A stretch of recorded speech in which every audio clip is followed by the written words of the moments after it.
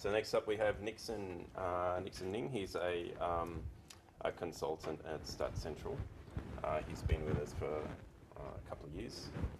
He came to us from Canberra. He did a PhD at ANU with Francis Hui, Francis was actually my PhD student, so I guess that means Nickson is my academic grandson.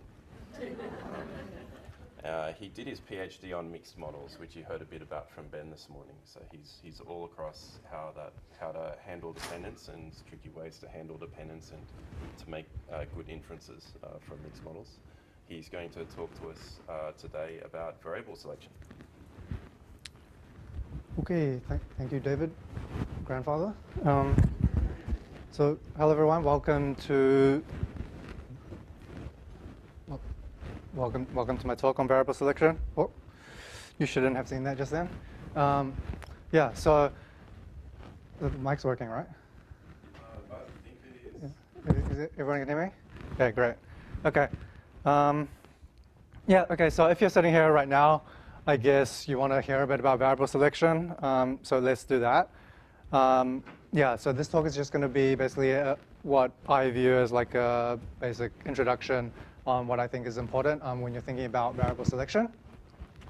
So if you're sitting here, you might have your own motivating problem. You might have a problem in the back of your head that you're working on right now where you want to maybe do variable selection. But for those who don't, I'm going to provide you a funny little artificial one. So forget who you are, forget about your past. You are now a farmer. And not only are you a farmer, you're a banana farmer. You're a banana farmer that, for some reason, you've observed that your bananas are radioactive. So that's not very good. Okay, and maybe you're interested. So maybe you've collected some data. You want to make your bananas less radioactive. You've collected some data, and you might have some sort of setup that maybe looks something like this. So yeah, you might measure your radioactivity and becquerels and call that something, call that Y, for example.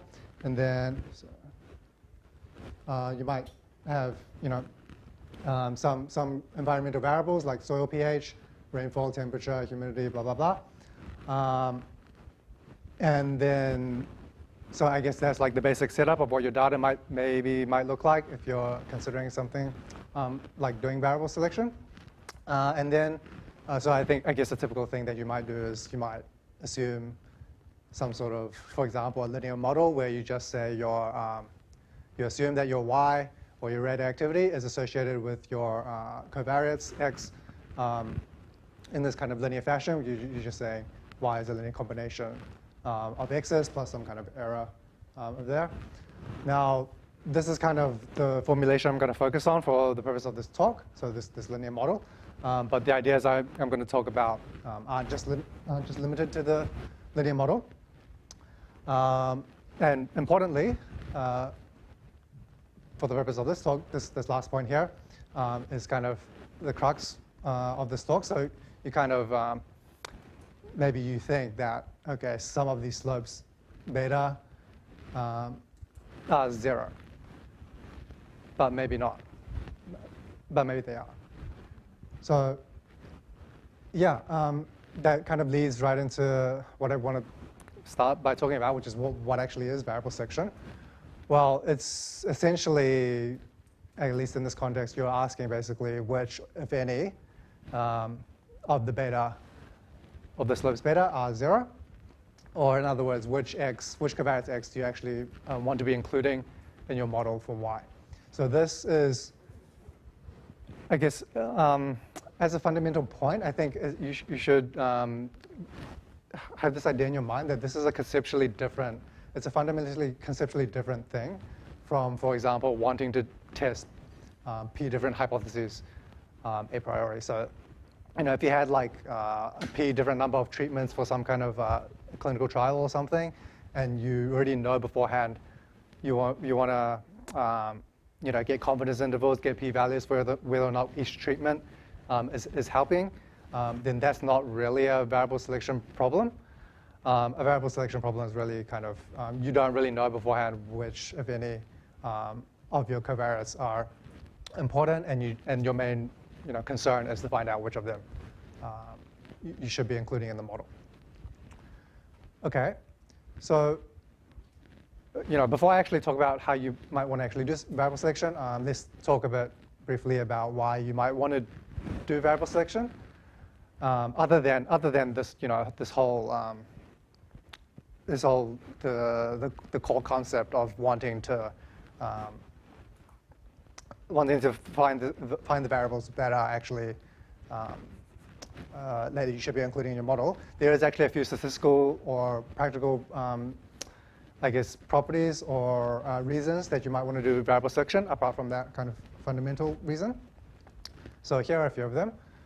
First, variable selection can help with prediction.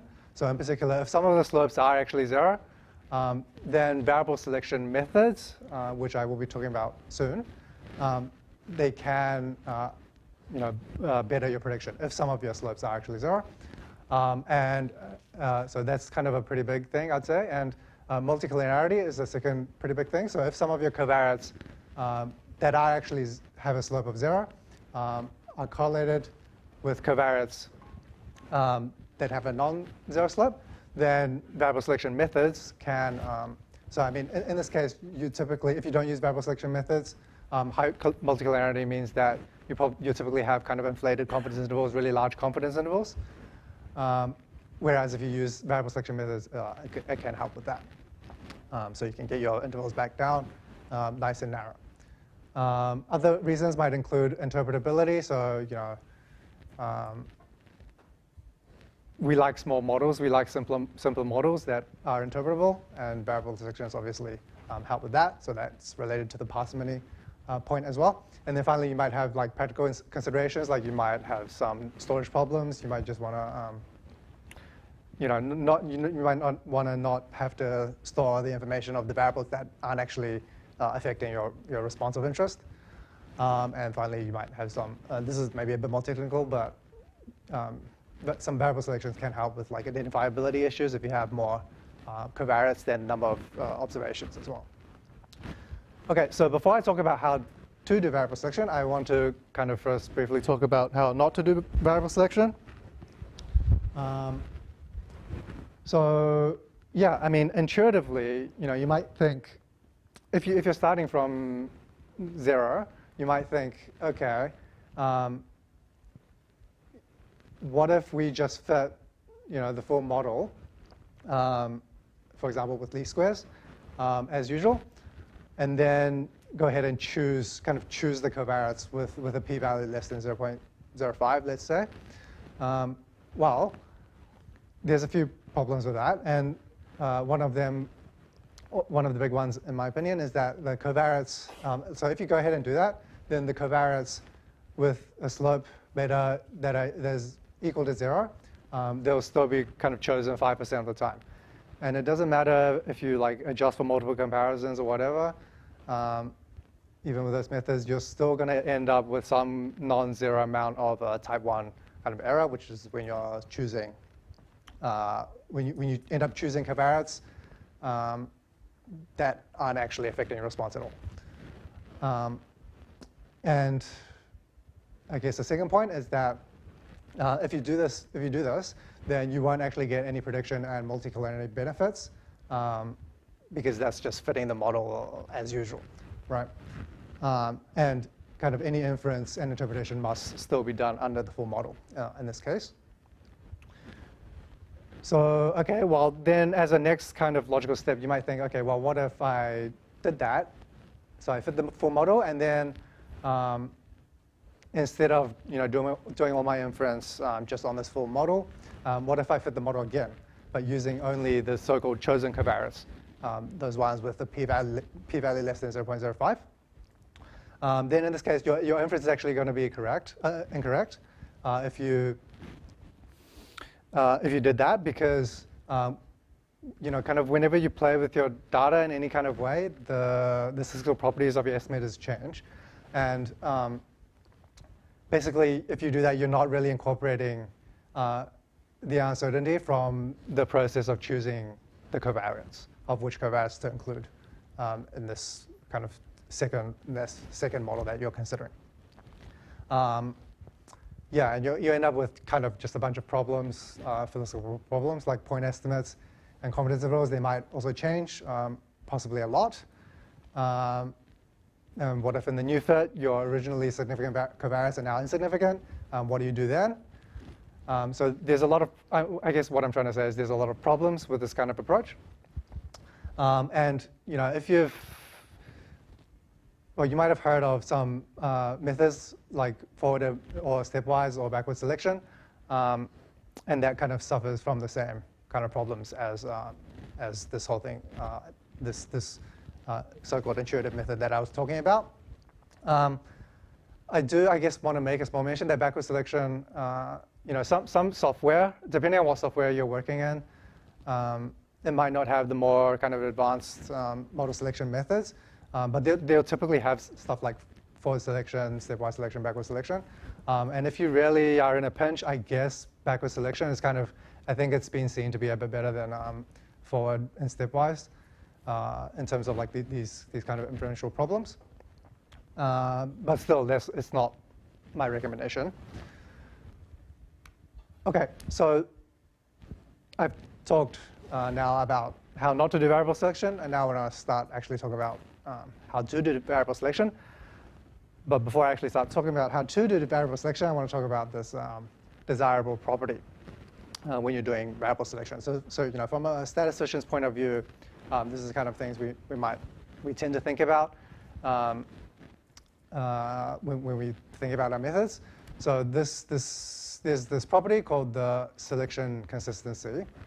And this is basically saying that if your method is selection consistent, then it's saying that as your sample size tends to infinity, so if you have a really large sample size, you would want to expect that the probability of choosing all the covariates that are non-zero tends to 1, and also the probability of the covariates that are not important, you don't want to be choosing them.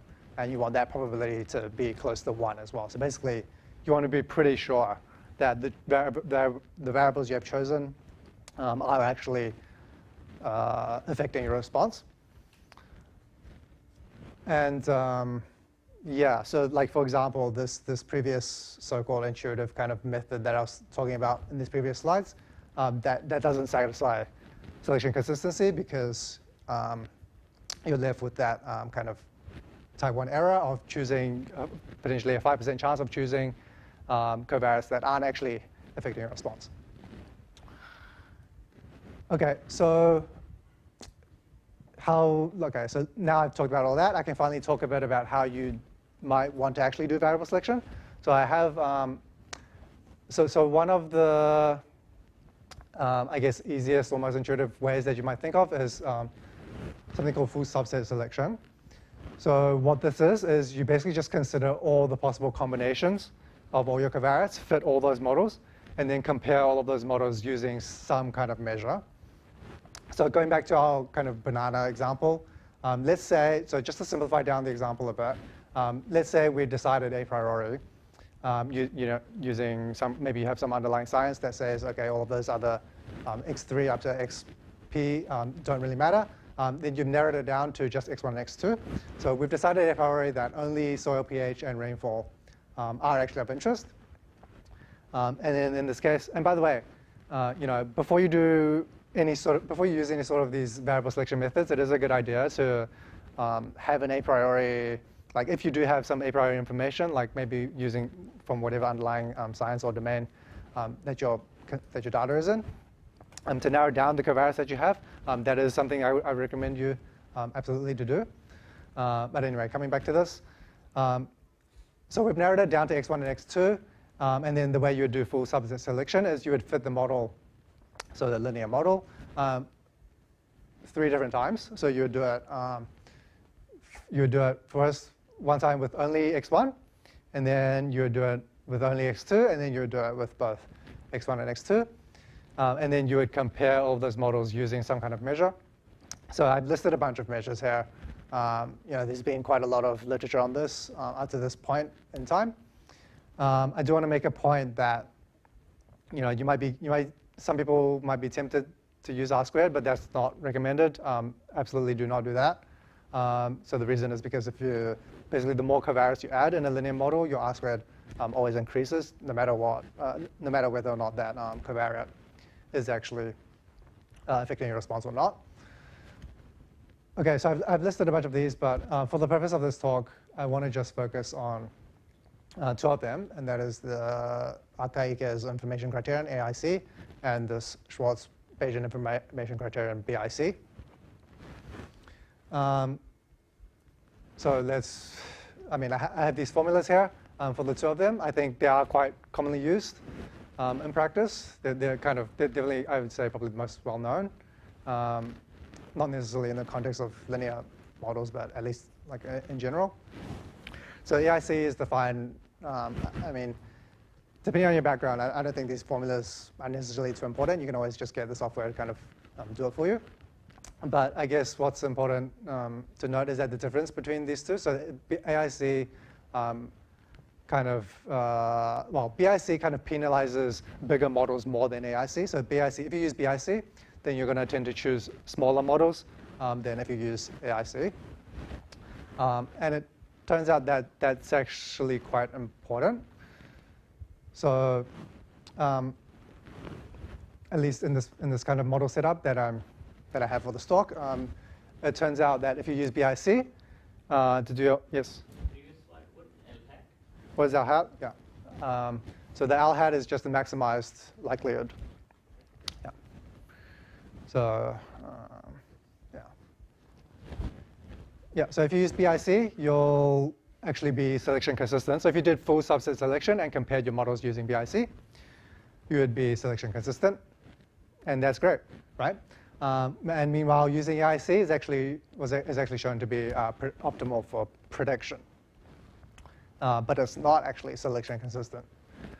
So I guess what I'm trying to say here is that your choice of measure is actually important. And when we use AIC and BIC, we want to choose the model with the minimum AIC and BIC. And lastly, I have this point here for those interested.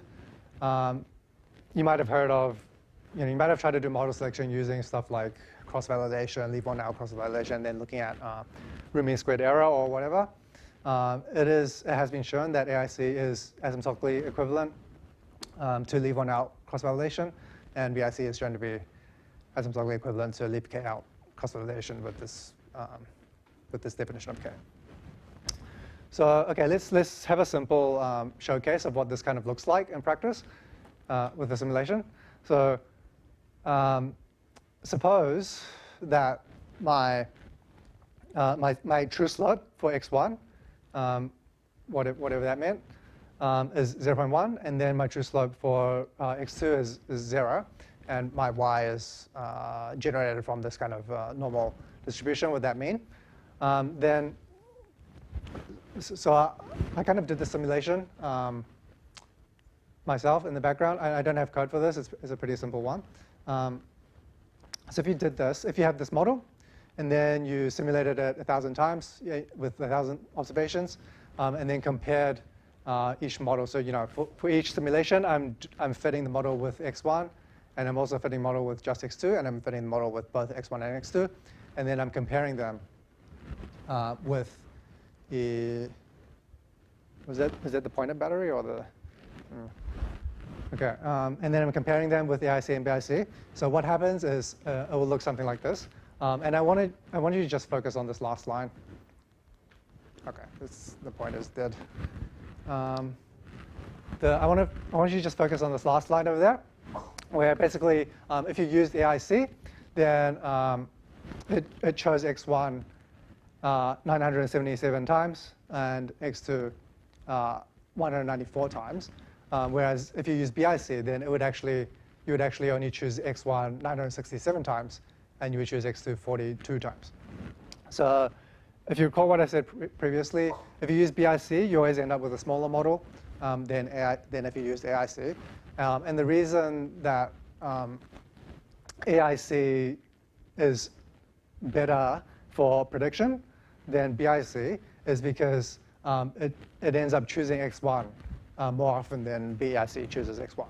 So the amount of times you choose x2 in this in this situation, it's not really that important because x2, it has a slope of 0. It's kind of just noise. But with a decently large sample size, including x2 in your model doesn't really affect the prediction that much.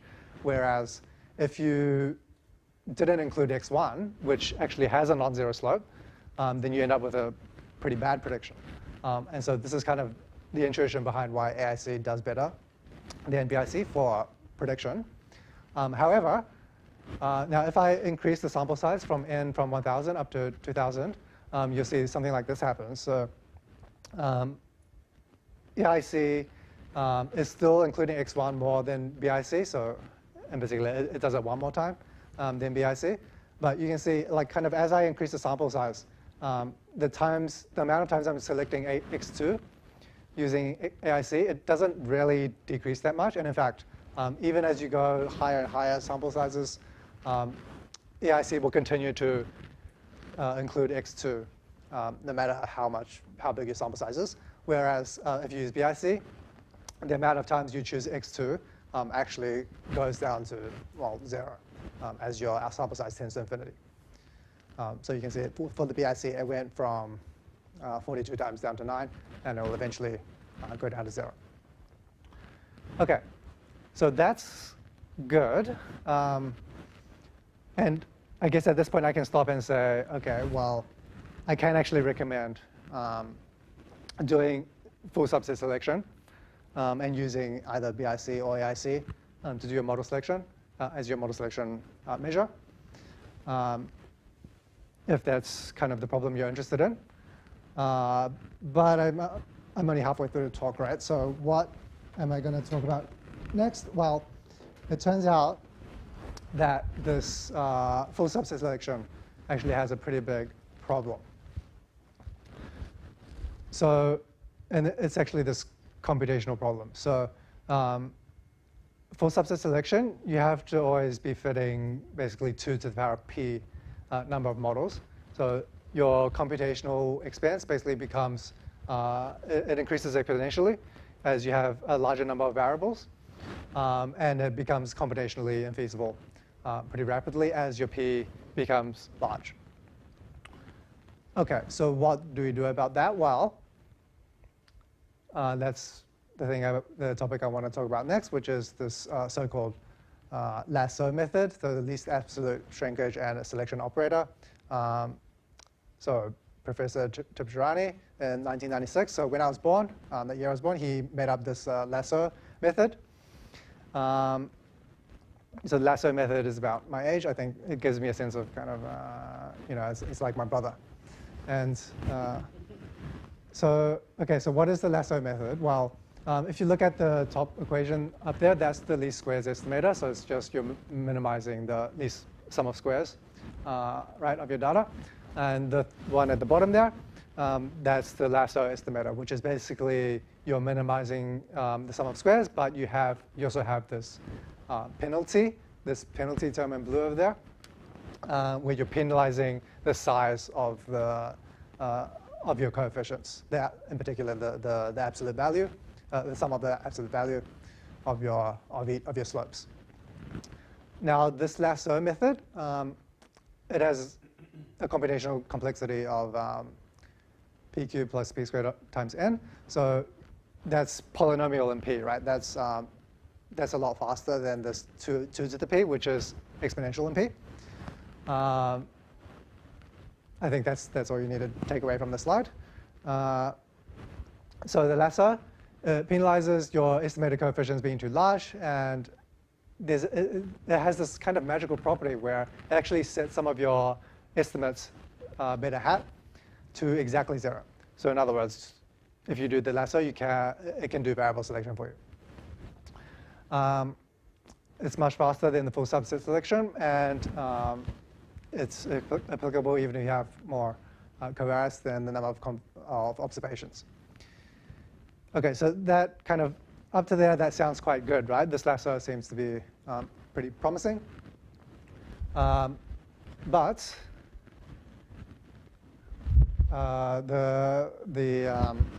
it has a fatal flaw, right? So well, maybe it's not that fatal depending on what your data looks like, but basically it's kind of been shown that the selection consistency doesn't really hold. So the lasso isn't actually selection consistent when your covariates are too correlated. So it has this so-called irrepresentable condition where it will end up choosing too many variables if your covariates are correlated, are very correlated. And so that kind of leads me into this next method that I want to talk about, which improves on that. So there's this method called the adaptive lasso, where it's very similar to the lasso, except now for the penalty term in blue over there, you also have, instead of just penalizing all the coefficients equally, you penalize the coefficients in a weighted way, where the weights are, for example, something like this, something like that. So 1 over the absolute value of the least square, of the corresponding least squares estimate. So basically, the adaptive lasso is saying for slopes that tend to be big, that seem to be big, you should be penalizing them less. And that kind of fixes a lot of problems with the adaptive lasso, with the lasso. So the adaptive lasso still requires this weighted irrepresentable condition, which I won't talk about, but it's a lot more relaxed than the lasso. So, and this is actually, well, as a conclusion of this talk, this is actually the method that I'll kind of recommend, even though it's not the only possible method, but for this talk, I'll be recommending this method, basically. And if you use the adaptive lasso, you can show that you actually have selection consistency. So you can be sure, if you have a large enough sample size, you can be pretty sure that it's getting all the correct variables and none of the incorrect ones, as long as you use BIC to choose your lambda. So I didn't really talk about lambda, but it's just the amount it's basically the amount of penalty that you want to apply to the size of your coefficients, and you have to choose that using some, again, some kind of measure, such as AIC or BIC. So the adaptive lasso has this, apart from selection consistency, so the moment you see it's selection consistent, you're pretty happy, right? But on top of that, it also actually has this thing called the oracle property, which means that for large sample sizes, well, I guess just in English words, it's roughly saying that for large sample sizes, your estimators that you get from doing the adaptive lasso is just as good as if you knew a priori the slopes that are actually 0, and then fit the model with only those covariates using like least squares, for example. So the reason it's called the oracle property is it's basically saying, like, if you're an oracle that already knew which of your covariates you actually should be including in your model or not, and then did least squares, you get the same kind of, or roughly the same estimator as if you just did the adaptive lasso without knowing which covariates are actually 0. So another way of thinking about this is it's kind of saying that asymptotically, the uncertainty involved in selecting your relevant covariates is actually negligible if you do it using this method. And a consequence of that is that you can do variable selection using the adaptive lasso, and then you can actually then estimate the parameters using, for example, your usual least squared method, and that is kind of acceptable because of this oracle property over here. So the oracle property. So for those who have been really keenly paying attention, on one of my early slides, I mentioned, if you do if you first select your covariates and then do a model fitting process, your inference is often going to be wrong because, well, if you don't take into account that model selection process, right? But the oracle property means that we do actually know exactly how to do inference if you do the adaptive lasso. And so that's another reason it's kind of considered quite good. So, okay, next I'm going to give us a more example of how to kind of actually apply this in R. So I have a pretty similar simulation setup to before with that really simple one. So basically, I generated basically from the linear model. I set my beta. So I've included. I'm considering x1, x2, and x3, and my x1 I've just set to have a slope of 1, and my x2 has a slope of 0.1, and x3 has a slope of 0. So for this model setup, you want to be excluding x3 while including x1 and x2. My x's I just generated from a standard normal, and then I generated the y's from that linear model. So that's the setup. And so here's how to actually apply the adaptive lasso. So for the adaptive lasso, you need if you recall from my previous slide, you need those weights from, for example, previous least squares fit, right? So first, in line 2 over there, I fit the least squares, the normal least squares fit. And then I get the weights by taking 1 over the absolute value of those coefficients. And then to actually fit the adaptive lasso, you can use this glmnet function in the glmnet package. And that's kind of the syntax for that. So yeah, I don't think I have too much to say about that. The penalty factor is kind of where the adaptive lasso is going on. If you don't have the penalty factor, it'll kind of just do the lasso for you. You should probably set standardize is equal to false, because sometimes this software in the background it standardizes your covariates, and that can mess with it can mess with the weights basically of your penalization. Next, I just had to look at the BIC. So for this example, I looked at BIC because I'm kind of as a statistician who likes inference. I kind of like BIC because it's selection consistent. If you had a gun to your head to get the best prediction possible from whatever you have, then you might want to use the IC. But yeah, I go ahead and use BIC here. Yeah, so glmnet will basically give you which BIC minimizes, which value of lambda minimizes the BIC. And then you can basically fit the model again using that best value of lambda. And it'll give you, so that little output at the bottom there, this little table, is the output that that looks like. So if I did all that, it'll tell me that my my beta 1, which is my slope for x1, was estimated to be 1.02, and my slope for x2 was estimated to be 0.078, and then for x3, it estimated it to be exactly 0. Okay, so that's great. So at this point, I guess depending on what you want to do, you could, I guess, just stop. Like if you just wanted to see which variables are important or not, and you're pretty confident in your sample size, then at this point, that's your answer. However, so you can have a look at the plot of the BIC here, and you can see that it kind of just keeps going down. So it's kind of just an artifact of how the software is kind of written. And so like it has this algorithm to stop at a certain point searching for different lambda values. So potentially, if you're not really comfortable with this plot, then you could potentially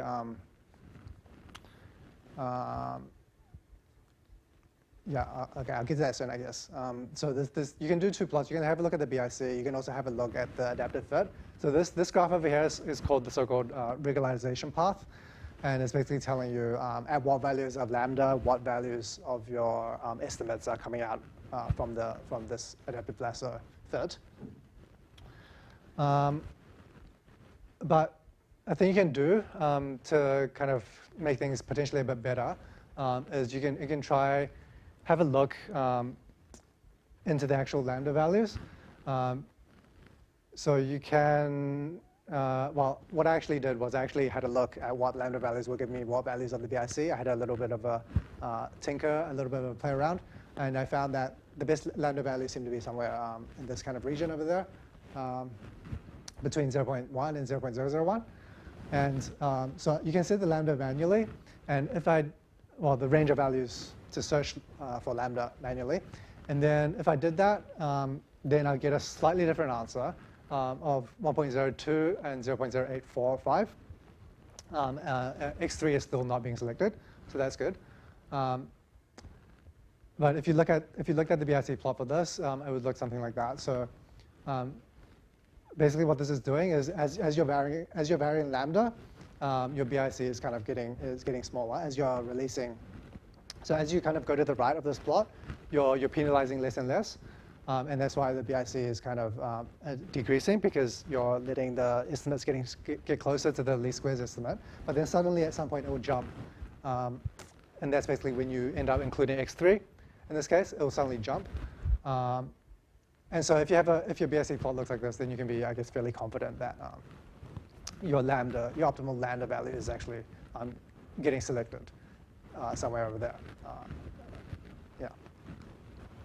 And if you look at the regularization path for that, it looks like that, which is, yeah. I mean, sometimes the regularization path plot can be pretty enlightening to see, which variables end up getting selected first, depending on your penalty term and stuff like that.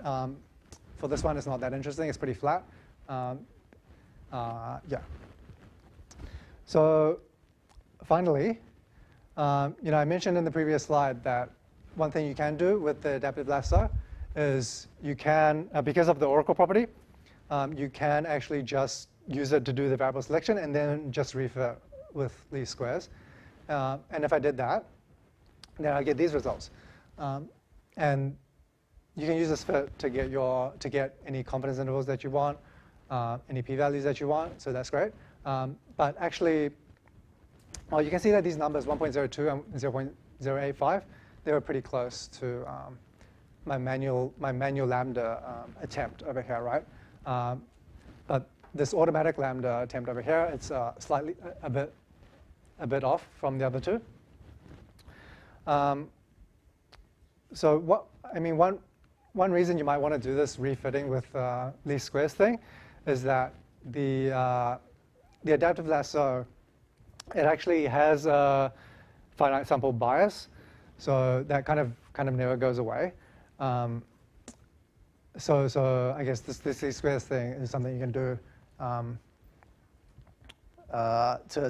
if you want to be a bit more comfortable about not having finite sample bias. Yeah, so that's kind of all I want to talk about.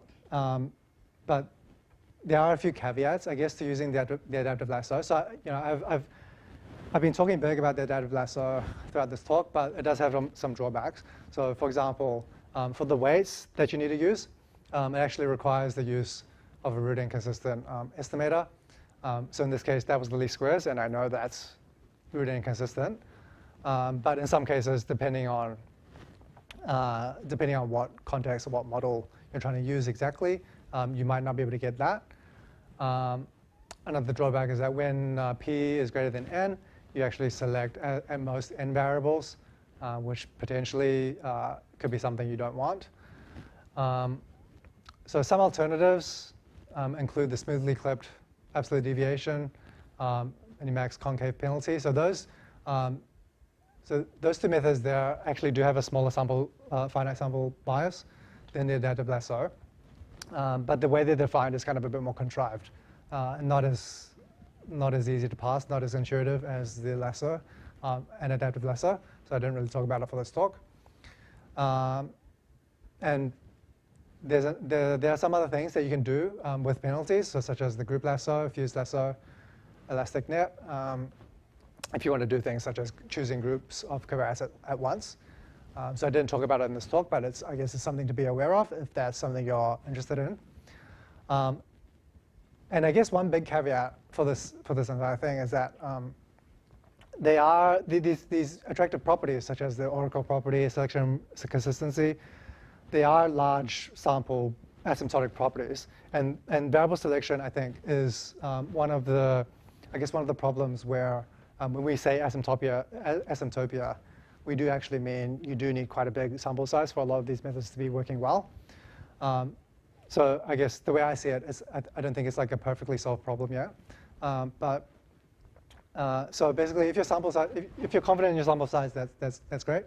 But if your sample sizes aren't too large, you might want to have a look into some diagnoses, such as you might want to bootstrap your data to see the sensitivity of the selection procedure. So if each time you bootstrap your data, your adaptive lasso is telling you a different set, is selecting a different set of covariates, then that might be a red flag to using the method, and you might want to, then you'll be falling from grace from asymptotopia back down to reality, and you need to start talking about some more practical things like, okay, like these set of covariates seem to be getting chosen this percentage of the time, or whatever, stuff like that. Okay, so yeah, that's all I wanted to talk about. Thank you for listening to my talk. Thank you, Nickson. Any questions? Yes. The selection consistency and the oracle property, do they depend on how you choose the lambda? Yes. You use BIC there, you have to use BIC. Yes. So the the answer is yes. It absolutely does depend on it. So if you use the IC in this case, you wouldn't have selection consistency, and if you don't have selection consistency, then you don't have the oracle property, because the oracle property is just a statement about the true covariates. Like K4 cross-validation or something like that. Yeah. So I think that would be similar to doing AIC. Yeah. So that would be good for prediction, but you won't be able to get selection consistency and oracle property. Yeah, K4 gets you selection consistency if you do weird stuff like the size of the AS function, which is a weird idea because we only need one and that we're analyzing. But yeah, there's theory on it that if you, I actually thought it was the other way around. But I thought it was like if the proportion of data in your test set is getting bigger, then show variable selection consistency. But that formula is the other way around. Is it?